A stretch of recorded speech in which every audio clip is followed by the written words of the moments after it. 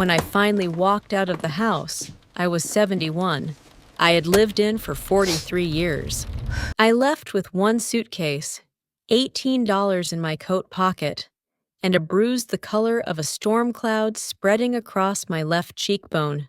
Everyone I knew assumed I would crumble. Everyone was wrong. This is the story of how I bloomed for the very first time. I want you to picture a kitchen. Not just any kitchen. Mine. Cream-colored curtains I sewed myself in 1986. Still hanging there after all those years. A little yellowed at the hems, but clean. A windowsill herb garden I tended every morning like a small religion. Basil, rosemary, thyme. The smell of those three things together meant safety to me for a long time. It meant I was doing something right in a house, where very little felt right anymore.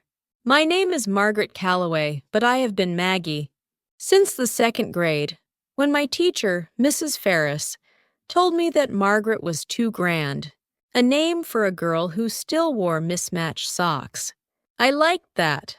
I have been Maggie ever since, even when the man I married tried, over the course of 4 decades, to strip every casual, comfortable thing about me away until only a formal, frightened shell remained.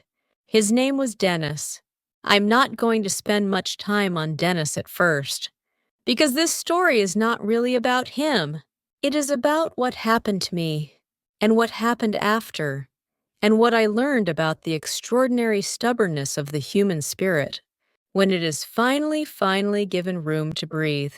But I do need to tell you about the house on Larkspur Road, because that house is the first character in this story.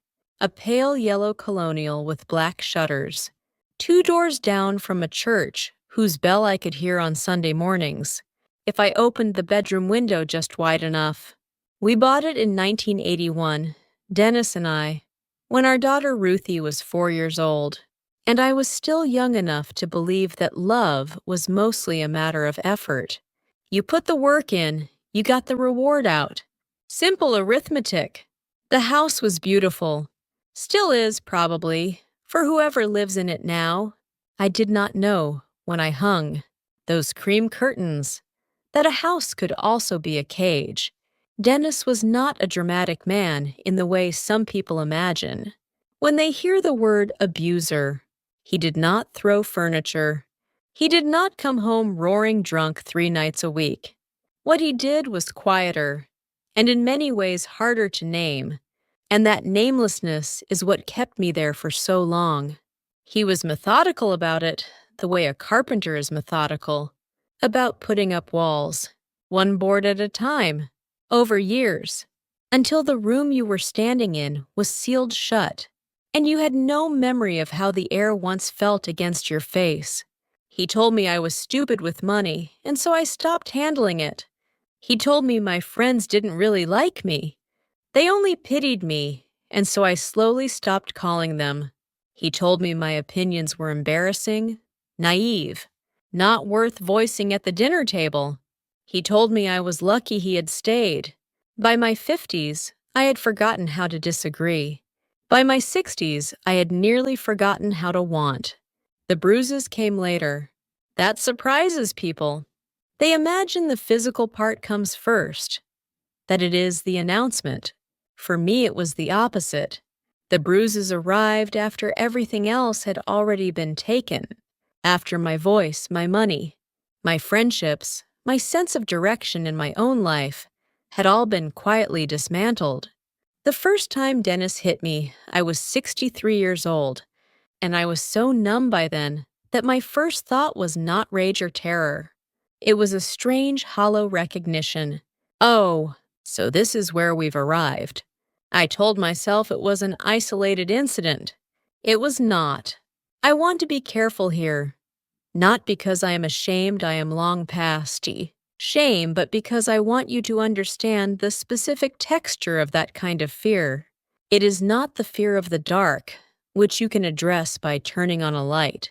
It is the fear that has been built into the architecture of your life, so gradually that it feels like load-bearing walls. You think if I remove this, Everything collapses. You think, who am I without this house? This man? This version of myself, however diminished? My daughter Ruthie knew something was wrong. She had known for years, the way children know things about their parents, that parents desperately hope they don't. But Ruthie lived in Portland with her husband and their 2 boys, and the distance between us was not only geographic. Dennis had made sure of that too.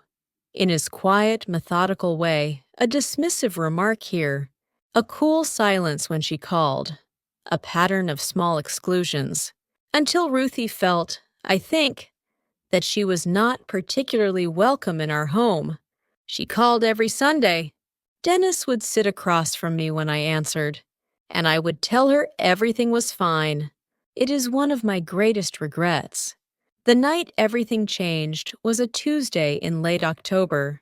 I had made a chicken casserole from a recipe. Ruthie had emailed me one of those small acts of defiance I had learned to disguise as ordinary life.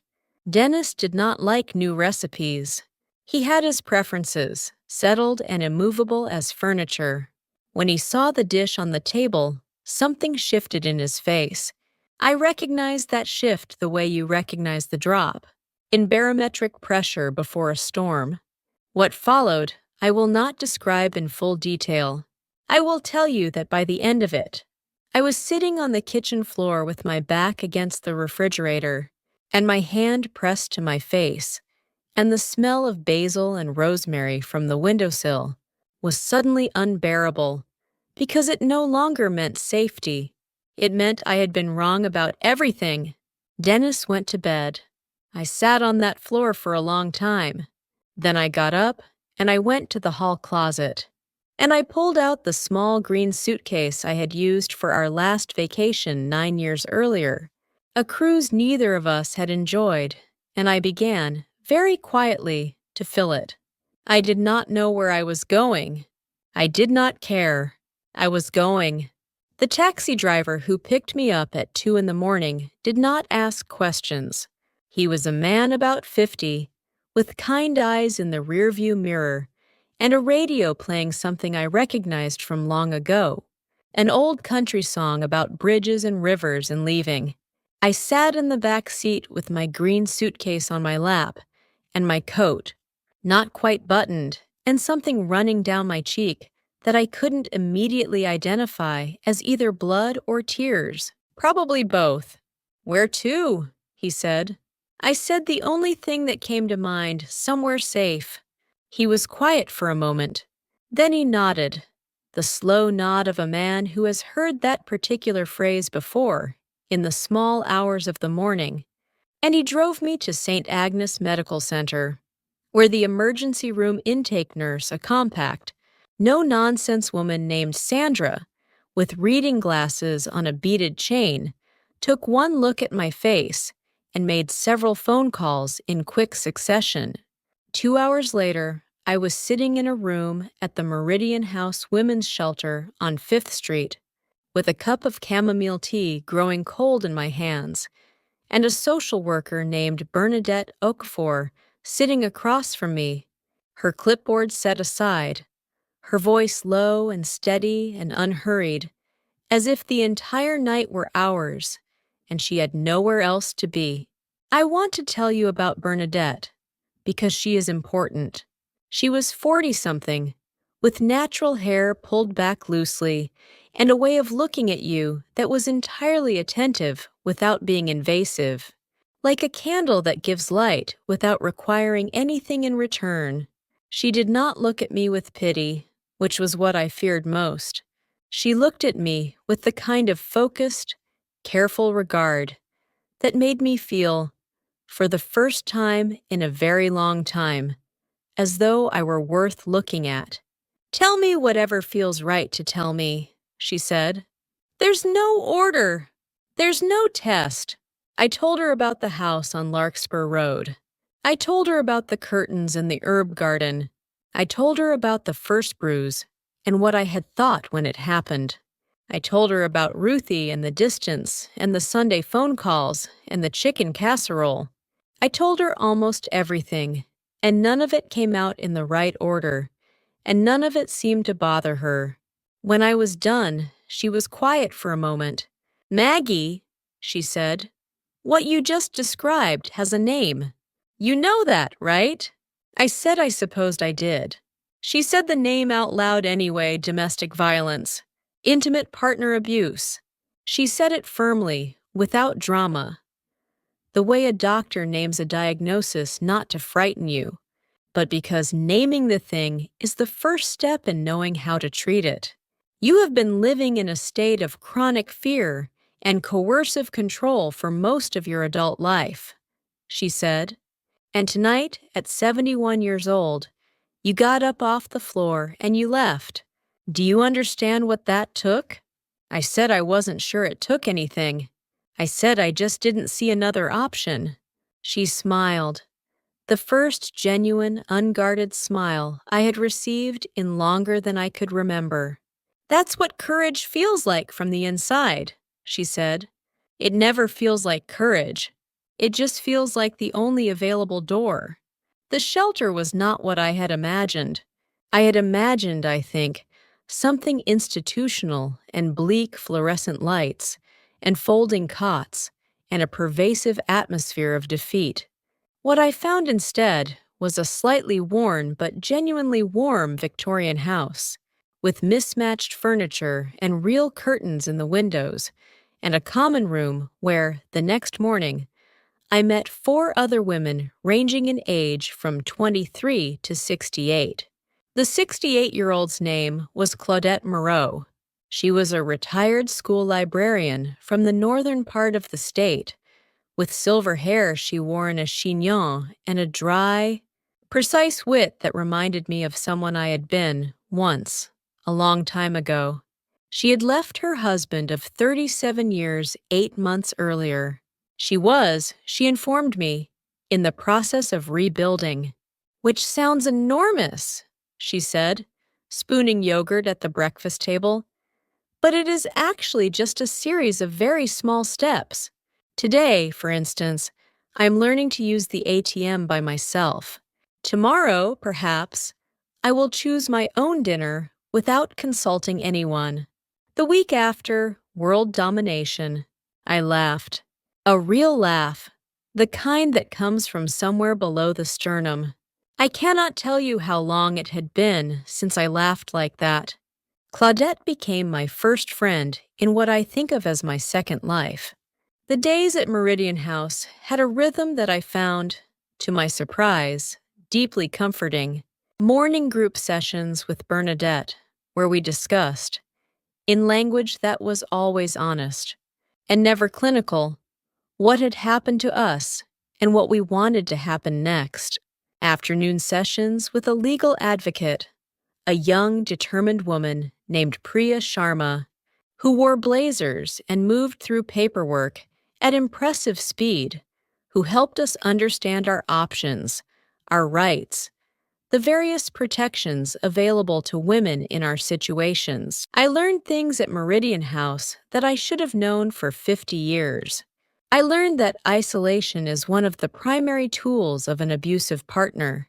I learned that financial control, being cut off from money, from accounts, from the ability to make independent economic decisions, is a recognized form of abuse. I learned that the average survivor leaves and returns several times before leaving for good, and that this is not weakness. It is the entirely predictable result of trauma, bonding and economic dependency, and a complete restructuring of one's sense of self. I learned that what happened to me had happened to more women than I could count. Women in houses like mine, and houses nothing like mine. Women my age and half my age. Women with degrees, and without them. Women in every city and town and zip code in this country. I learned that I was not stupid. I learned that I was not lucky he had stayed. I learned that I had never once been the problem. Each of these things I had to learn several times before they began to stick. The voice in my head, Dennis's voice, wearing the costume of my own, kept offering counter-arguments. kept suggesting exceptions, kept proposing that maybe, in my particular case, the situation was more complicated. Bernadette had a phrase for this: "The critic who lives in your head is not a neutral party." She said it often. She said it gently. She said it every single time it needed saying. I stayed at Meridian House for 6 weeks. By the time I left, I had a restraining order, a bank account in my own name with money from an emergency fund the shelter helped me access, the name of an attorney who handled divorces for clients with limited means, and the phone number of a subsidized senior housing program 3 miles away. I also had Claudette's number written on the inside of my wrist in ballpoint pen, because I could not find paper fast enough when she gave it to me, and she told me not to wash it off until I had memorized it. I never fully washed it off. I still think of it as a tattoo. The senior housing complex was called Hawthorne Gardens, which was a generous name for what was essentially a modest collection of one-bedroom apartments in a 2-story building near the edge of town, surrounded by a parking lot and 3 actual hawthorn bushes that bloomed white in April and otherwise minded their own business. Room 14 was on the ground floor, corner unit, with a window that faced east. When the housing coordinator, a soft-spoken man named Glenn, showed me around, he kept apologizing for the size of it. 600 square feet, a galley kitchen, a bathroom with a grab bar by the tub that I found oddly reassuring. "It's perfect," I said. He looked uncertain, as though he suspected I was being polite. "I mean it," I said. "It's mine." That word mine had a weight to it I was not prepared for. I stood in the center of that small, empty room with the afternoon light coming through the east window at a long autumn angle, and something in my chest cracked open, not painfully, but the way a seed cracks, the way everything necessary begins. Mine. No one would rearrange this space to suit his preferences. No one would tell me the color I chose was wrong. The music I played was irritating. The book on the nightstand was pretentious. No one would walk through this door without my permission. I sat down on the floor. The carpet was a serviceable beige, the kind that makes no promises, and I cried for about 20 minutes. Then I stood up, pulled out my phone, and called Ruthie. That phone call is another thing I will not fully describe, not because it wasn't important, but because it was so important that I'm not sure language does it justice.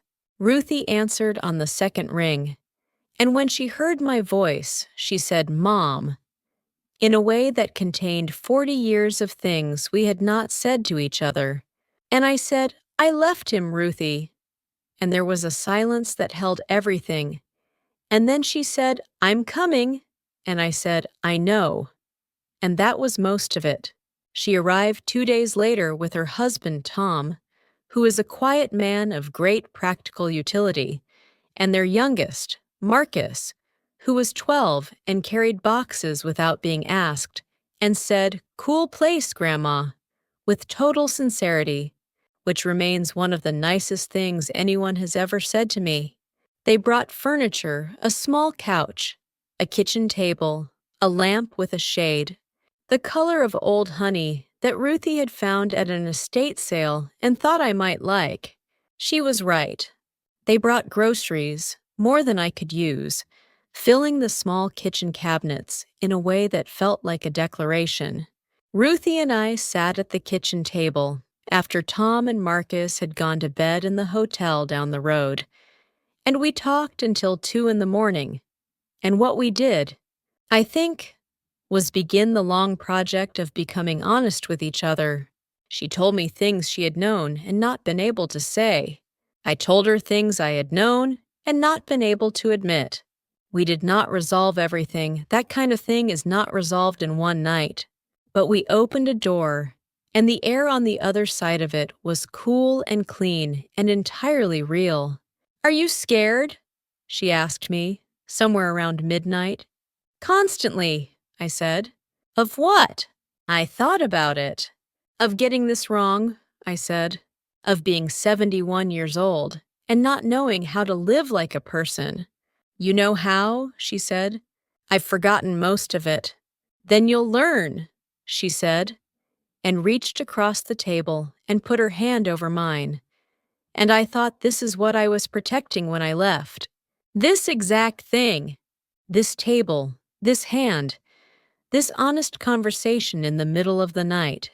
The weeks that followed were strange, and sometimes very hard. There is a particular kind of loneliness in freedom when freedom is entirely new to you. I had spent so long organizing my days around another person's preferences, what he liked for dinner, when he wanted the house quiet, what topics were safe to bring up that without that structure I sometimes felt formless, like water that had been holding the shape of a vessel, and when the vessel was removed, didn't immediately know how to hold itself. I made mistakes. I called Ruthie too often in the first month, and then felt ashamed of needing her so much. I bought a plant for the windowsill and let it die because I forgot that plants require tending, and I stood looking at its dry, drooping form for a long time, feeling it was somehow symbolic. I called Bernadette once, in a low moment, and she talked to me for 45 minutes, and then reminded me, gently, that healing from 43 years of psychological and physical abuse was not something that happened in 6 weeks, and that the confusion I was feeling was not evidence of failure. It was evidence of a nervous system that had been permanently braced for impact, trying slowly, carefully, with enormous effort to unbrace. I joined the support group that met at the community center on Tuesday evenings. There were 7 women in the group, 3 of whom were over 60. One of them, a woman named Helen, who had left her husband at 67 after he had a stroke. And she realized, in the hospital waiting room, that she felt no fear for the first time in decades, said something that stayed with me. People keep telling me it's never too late, she said. I'm tired of that. It sounds like a consolation prize. What I want to say is it's exactly on time. Whatever time you leave, that's the right time. Because that's when you were ready and not a minute before. I wrote that down in the small notebook I had started keeping, the one I kept on the kitchen table with a pen lying across it, so I could write things as they occurred to me. A habit I had not had since I was in my 20s, since before Dennis, since before the long, slow project of becoming smaller. I was beginning to understand, becoming larger again. It was slow, and it was awkward. And some days I felt genuinely convinced that I had started too late, that I was too old, that the person I might have been without Dennis was someone I would only ever glimpse, never inhabit. But then I would buy a new plant. I would cook something Ruthie had emailed me. I would write something down in my notebook. I would call Claudette, who had found an apartment across town and was taking a memoir writing class at the library, and reported that her instructor said she had a genuine voice. What does that mean, a genuine voice? I asked. I have absolutely no idea, she said. But I intend to find out. Small things. All of it small things.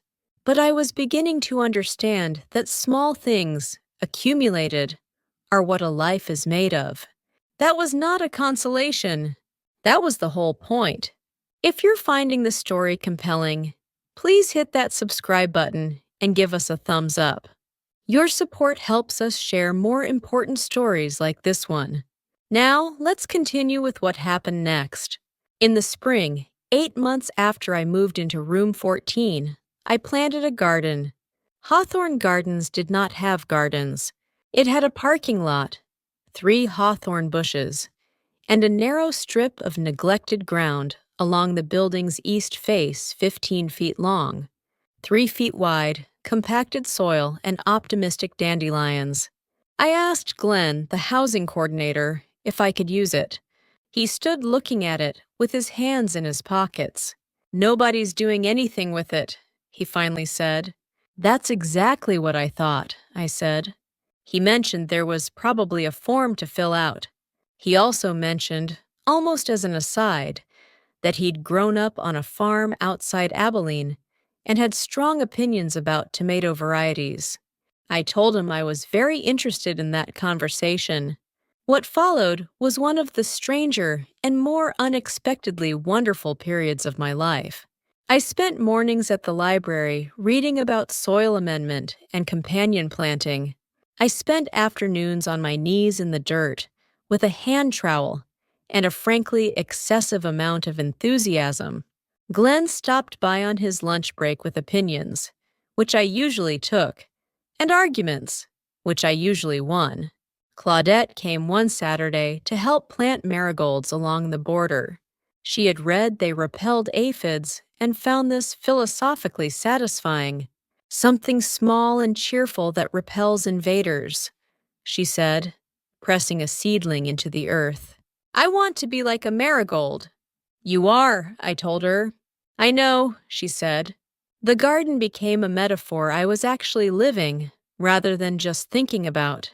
You cannot force a plant to be what it isn't. You can only create the conditions: light, water, good soil, room to spread, and then attend, and wait, and trust.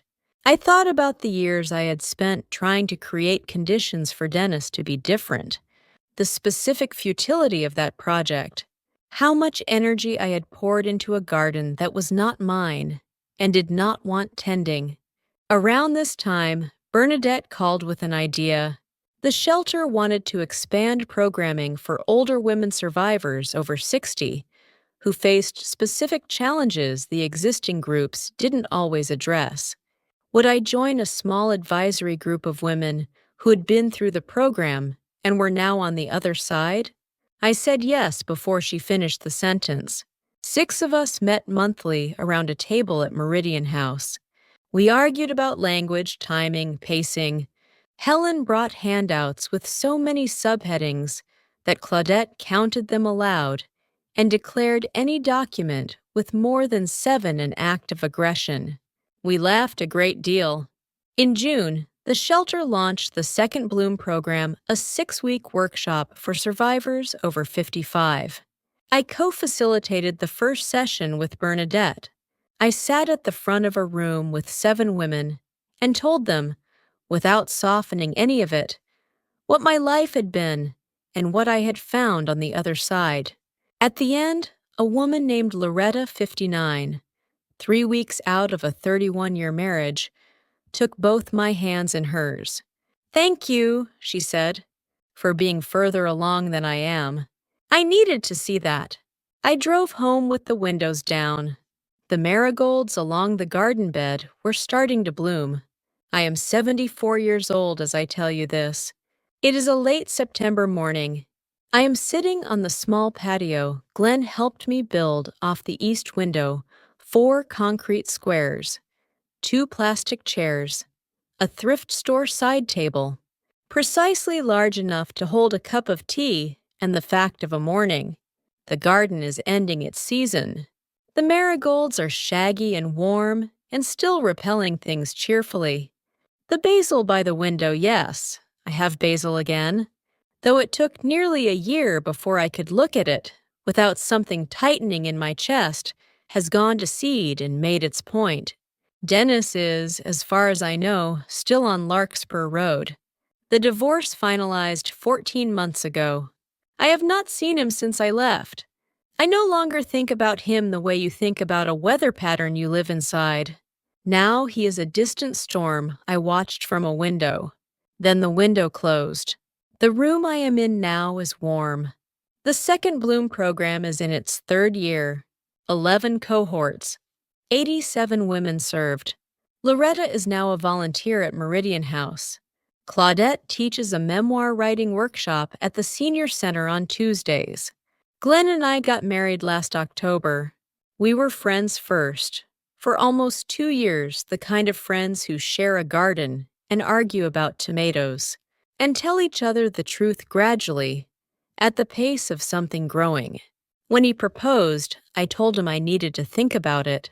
He said, of course, and went to make tea. I sat on the patio and thought honestly, without talking myself into anything or out of anything. What I thought about was not whether I trusted him. I did. What I thought about was whether I trusted myself, whether the woman who had spent 43 years becoming invisible was now substantial enough to bring her whole self into something new without losing it. I thought about the garden, about how a seed does not apologize for needing good soil or for taking time. I went back inside and said yes. We married in Ruthie's backyard in Portland. 30 people, late October, light the color of everything warm. I wore sage green. I carried the last marigolds from the garden. Marcus, 15, and very serious about botany, gave a toast involving actual statistics on seed germination rates and their relationship to commitment. Several people cried. Several others were simply confused. It was perfect. To you reading this, sitting perhaps in a room that doesn't feel like yours, wondering if you have waited too long, you are not too old. The voice that says you are is not your voice. What happened to you has a name. Naming it is how you stop walking into the furniture in the dark.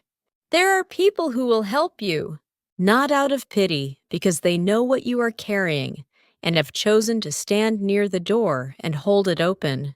You deserve to take up space, your full, original, uncalibrated space. It is not too late. Not as consolation. It is not too late, because whatever you have lived has made you someone who will not take a morning on a patio with a cup of tea for granted. Not for a single day. My name is Margaret Calloway. I am Maggie. I am 74 years old, and I am for the very first time entirely and joyfully myself. The marigolds are blooming.